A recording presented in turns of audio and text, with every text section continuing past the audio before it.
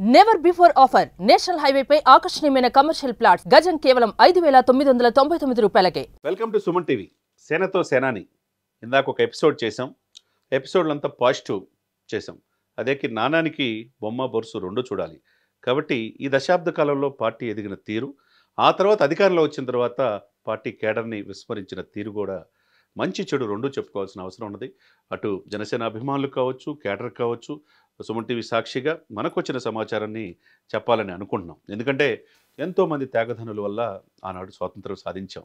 ఒక భగత్ సింగ్, రాజ్గురు, సుఖదేవ్, సర్దార్ వల్లభాయ్ పటేల్, మహాత్మా గాంధీ గారు, ఒక అంబేద్కర్ గారు, అటువంటి త్యాగధనుల వల్ల మనం స్వాతంత్ర ఫలాలు 79వ స్వాతంత్ర దినోత్సవం మనం చేసుకున్నాం. మరి అదే దిశగా పార్టీ దశాబ్దం పైన పోరాటంతో జనసేన విజయం సాధించింది, విజయ తీరాన్ని వచ్చేసింది. అదే సమయంలో ఆ దిశగా ముందుకు వెళ్తుందంటే ఆ లోపాలు కూడా మనం చెప్పుకోవాలి, చెక్ లిస్ట్ చేసుకోవాలి. ఎవరు అనుకున్నా కాదనుకున్నా పవన్ కళ్యాణ్ గారు అది చేసినా చేయకపోయినా చెప్పాల్సిన బాధ్యత మనందరిపైన ఒక విశ్లేషకుగా మాకు ఉంటుంది. కాబట్టి జనంలో ఏమున్నది, జనసేన ఏంటి, జనం మనం కలిస్తే జనసేన ఆవిర్భావం తర్వాత ప్రజలు ఎంతో సుఖ సంతోషాలతో ఉండాలని ఆశలు వాళ్ళు వచ్చింది.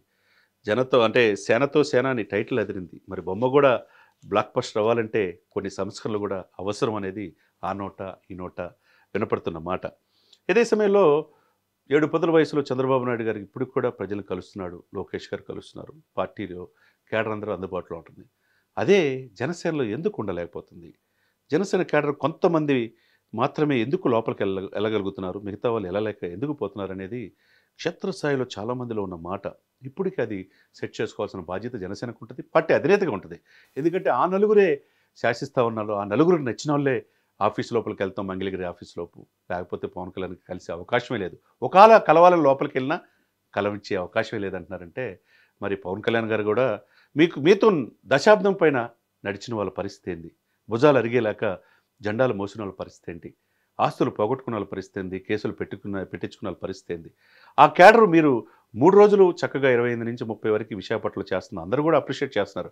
అదే సమయన వాళ్ళు కూడా మమ్మల్ని కూడా జర గుర్తుంచుకోండి అని చెప్పి పవన్ కళ్యాణ్ గారిని ప్రాధాయపడుతున్నారు. వీర మహిళలు, యువత అనేక మంది ప్రాధాయపడుతున్నారు. పారాచూట్ లీడర్లు వచ్చి పదవులు అనుభవిస్తున్నారు. దశాబ్దం పైన ఆయనతో నడిచాం, మాకు పదవులే లేవు అంటున్నారు. ఆ దిశగా ముందు నాయకుడు అనే వ్యక్తి ప్రజలకు అందుబాటులో ఉండాలి. ఆ నలుగురు ఎవరు అనేది పేర్లు ఉదరించక కానీ క్షేత్రస్థాయిలో అందరూ చెప్తున్న మాట.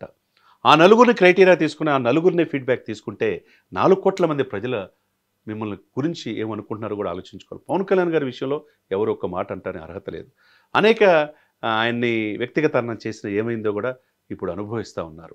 సరే కట్ చేస్తే పవన్ కళ్యాణ్ గారు రాటు తెలియడు, స్థితప్రజ్ఞుడుగా రాజకీయాల్లో ఉన్నాడు. అదే సమయంలో జాతీయ స్థాయిలో ఆయన జాతీయ పొలిటికల్ స్టార్గా అవతరించాడు.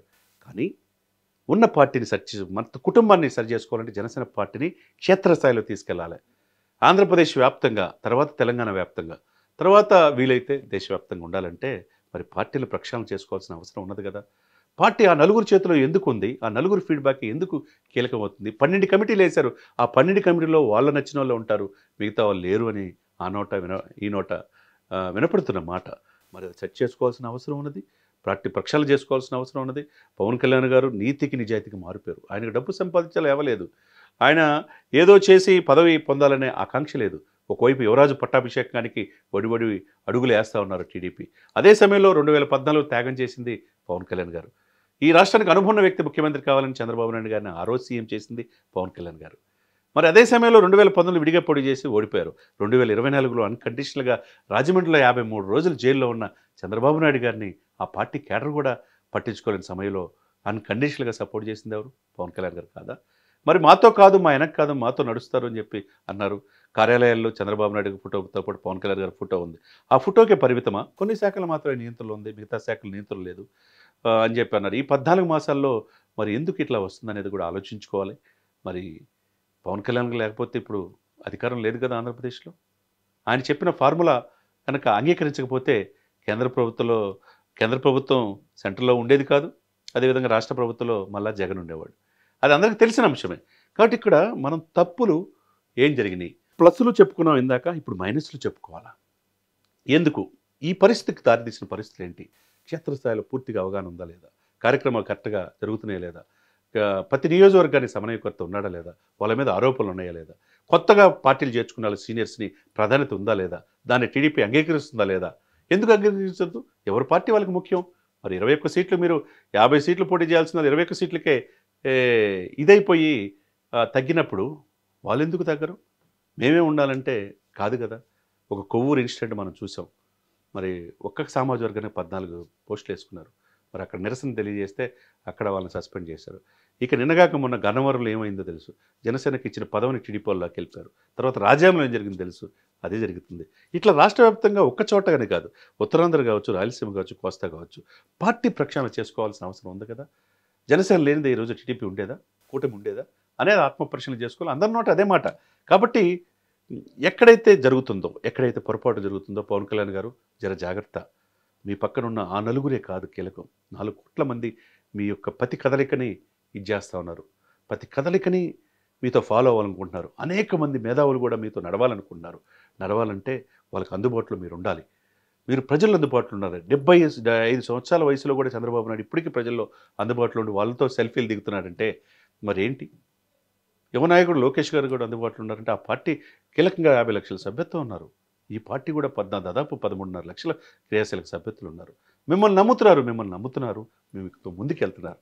మరి వాళ్ళని కాపాడుకోవాల్సిన బాధ్యత ఉంది కదా. అదొక ప్రధానమైనది. అదే సమయంలో ఉభయ గోదావరి జిల్లాలతో పాటు రాష్ట్రంలో 22% ఉన్న కాపు తెలగ బలిజలు మీ వెంట నడిచారు. మీ మాటే వేదంగా నడిచారు. ఆ రోజు రంగా గారిని దారుణంగా చంపేశారు. బడుగు బలహీన వర్గాల నేతగా రంగా గారు ముద్రపడ్డారు. మరి ఆనాటి ఎవరు అనుకున్నా కాదనుకున్న రంగా గారు ఒక చైతన్యం. ఆ తర్వాత ఎవరున్నంటే ఒక మార్గం అయితే సోషల్ జస్టిస్ అని చెప్పి చిరంజీవి గారు చూపించారు. ఆయన చేయలేకపోయింది ఈరోజు పవన్ కళ్యాణ్ గారు. కులాలు కలిపే సిద్ధాంతాల్లో సక్సెస్ అయ్యాడు. మత ప్రస్తావన రాజకీయాల్లో సక్సెస్ అయ్యాడు. అందరి నోట పవన్ కళ్యాణ్ గారి మాట. మరి అదే సమయంలో కాపులను కూడా చాలామంది గుసగుసలు వినపడతా ఉన్నాయి. 22% ఉన్న కాపులు ఆ అగ్రవర్గాల్లో కాకుండా సప్రెస్డ్ గ్రూప్స్లో ఉన్నారు. 89% సప్రెస్డ్ గ్రూప్స్ అంటే రాజ్యాధికారంగా దూరంగా ఉంటున్న వర్గాలు. 2 అగ్రవర్ణాలు కాకుండా మీరు కూడా శాసించే స్థాయికి ఎదగండి అని చెప్పి సాక్షాత్తు పవన్ కళ్యాణ్ గారు పిలిపించారు. మరి ఆ దిశగా అడుగులు వేస్తున్నారంటే కనపట్ల. కాపు కార్పొరేషన్ నిధులు ఇస్తూ ఉన్నారు, రిజర్వేషన్లు ఇస్తూ ఉన్నారు. కాపు కార్పొరేషన్ నిధులే లేవు. ఇప్పుడు ఎక్కడికి వేసిన గొంగడి అక్కడగానే ఉంది. అదే సమయంలో కాపులు చాలా చైతన్యవంతమయ్యారు. 22% ఉన్నారు ఈ రాష్ట్రంలో. ఇదే విధంగా మున్నూరు కాపులు 14% తెలంగాణలో ఉన్నారు. ఈ 2 రాష్ట్రాల్లో భవిష్యత్తులో ఇక్కడ తెలంగాణలో కూడా బండి సంజయ్ గారు కావచ్చు, లక్ష్మణ్ గారు కావచ్చు, ధర్మపురి అరవింద్ గారు కావచ్చు, రేపు బీజేపీ ఫార్ములాతో ఇక్కడ కూడా టీడీపీ జనసేన కలిసినప్పుడు అక్కడ కూడా వీళ్ళు కీలకం అవుతారు. కాబట్టి వాళ్ళని కూడా ఒకసారి ఆలోచించుకోవాలా.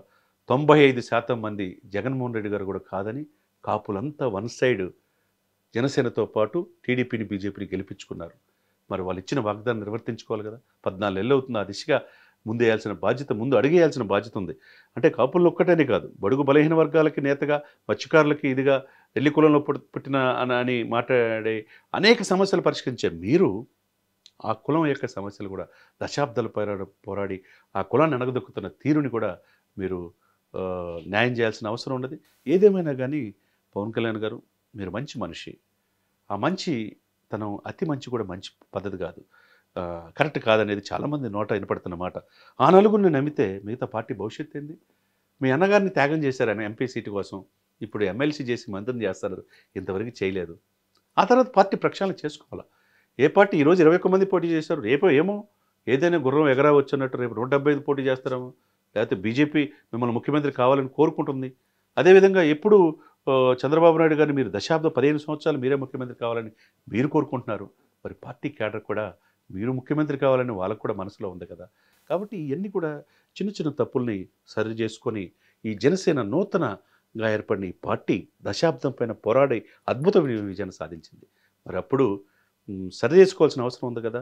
మీ టైటిల్ బాగుంది, మళ్ళా సేనతో సేనాని బాగుంది. మీరు కష్టపడి ఈ స్థానానికి వచ్చారు.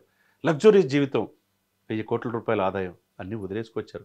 బిడ్డలు డిపాజిట్లు తీసి కౌలు రైతులకు ఇచ్చారు. ఎక్కడ సమస్య ఉంటే నేనున్నాననే భరోసా ప్రజల్లో మీలాంటి నాయకుడు ఈ దేశంలో లేడు. అదే సమయంలో మీ వెనక ఉండి పార్టీని ఎదగకుండా చేస్తుంది ఎవరు?